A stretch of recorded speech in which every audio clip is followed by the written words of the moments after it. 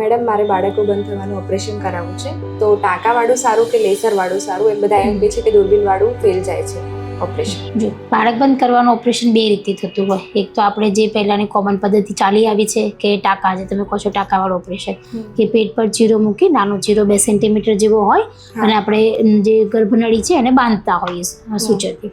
બીજું ઓપ્શન છે કે જે લેપ્રોસ્કોપી. આઈડિયલી જોવા જઈએ તો લેપ્રોસ્કોપીનું ઓપરેશન સારું, જે દૂરબીનવાળું કા લેઝરવાળું તમે કહેતા હો.